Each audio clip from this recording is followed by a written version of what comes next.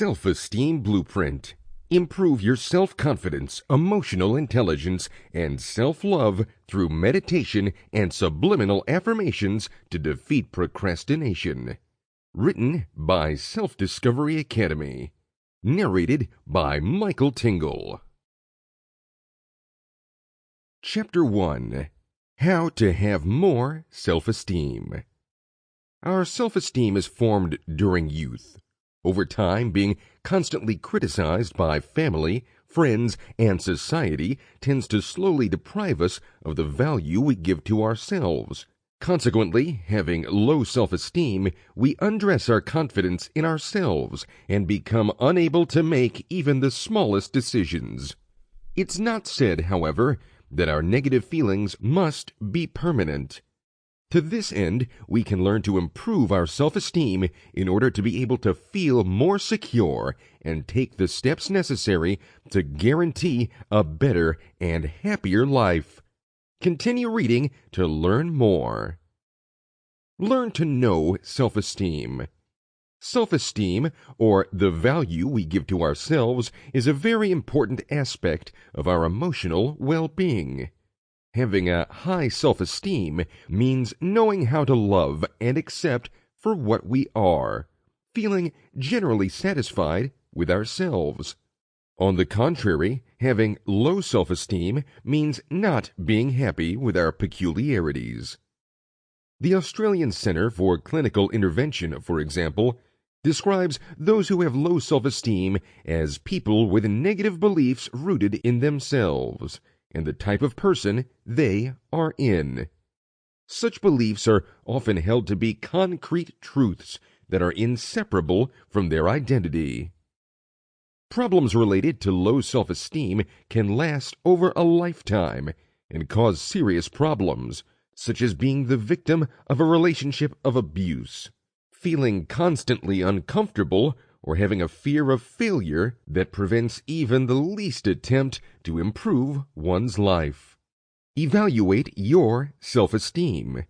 Recognizing low self-esteem is the first step to be taken to improve and dominate this mental inclination. If you have negative thoughts about yourself, maybe you have a low level of self-esteem. Such unfavorable thoughts may relate to a single trait of your person, such as weight or physical appearance, or include multiple areas of your life, both personal and occupational.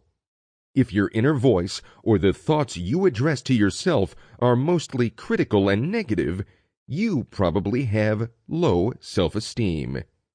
If your inner voice tends to be positive and reassuring, it's likely that you have good self-esteem. Listen to your inner voice. When you have thoughts related to your person, commit to recognizing whether they're positive or negative.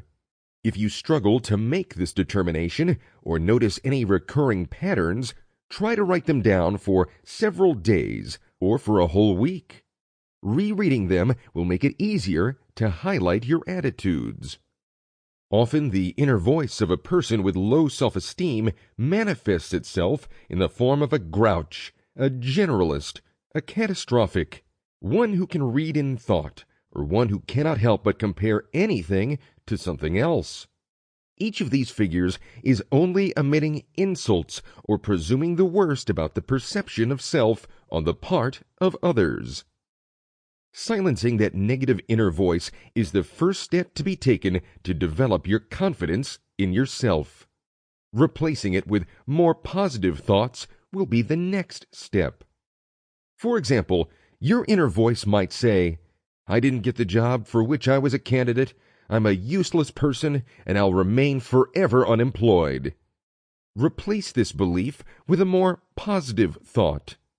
"I'm sorry I didn't get that job, but I worked hard, and I'll definitely find the right job for me. I just have to keep looking." Find out what is the source of your low self-esteem. Nobody happens to inherit it from birth.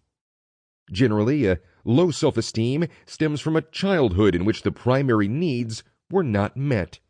The opinions received were only negative, or we were the victim of a serious adverse event. Sample complete. Ready to continue?